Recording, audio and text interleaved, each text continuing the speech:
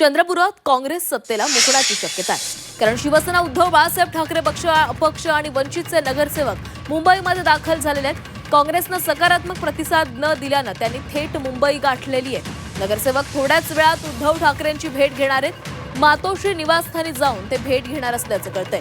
सत्तेसाठी भाजपला पाठिंबा देण्याची देखील शक्यता वर्तवली जाते.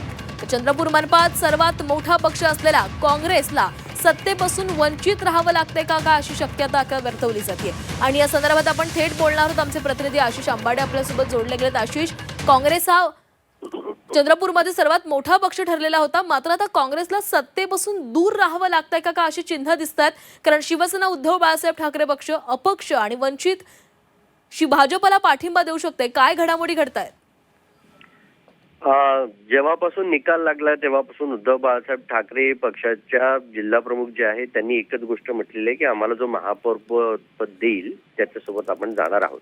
आता याच्यासोबतच त्यांनी अतिशय वेगानं दोन गोष्टी केल्या. एक, वंचित जे त्यांचं निवडणूक पूर्व आघाडी होतं त्यांना पण आपल्या गटात सामील करून घेतलं आणि त्यांची संख्या जी आहे 6+2 8 अशी झाली.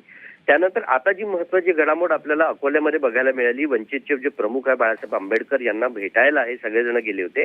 तिथे नंदू नागरकर आणि प्रशांत दानव हे जे बंडखोर काँग्रेसचे लोक होते, 2 नगरसेवक निवडून आले आहेत, ते पण त्यांच्या गटात सामील आहे. त्यांच्यामुळे त्याची संख्या जी आहे ती 10 वर गेली. आता यांचं बार्गेनिंग जे आहे काँग्रेस असो किंवा भाजप असो यांच्याशी महत्वाचं ठरलं आहे.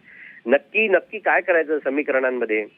आपण भाजप सोबत जायचं का? कारण हे जे सगळे 10चा गट आहे हा प्रत्यक्ष निवडणुकीमध्ये काँग्रेसच्या विरोधात निवडून आलेला आहे. काँग्रेसची वाटाघाटी करण्याचा यांनी प्रयत्न केला, वंचित असो किंवा मग शिवसेना असो, मात्र काँग्रेसनं त्यांना कुठलाही थारा दिला नाही. काँग्रेसनं आपले स्वतंत्र उमेदवार उभे केले. त्याच्यामुळे काँग्रेस विरोध हा धागा आहे.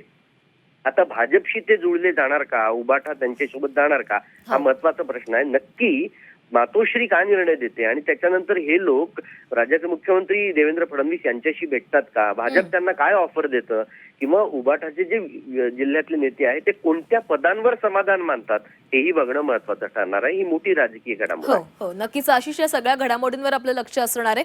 तुर्तास धन्यवाद दिलेल्या माहितीसाठी.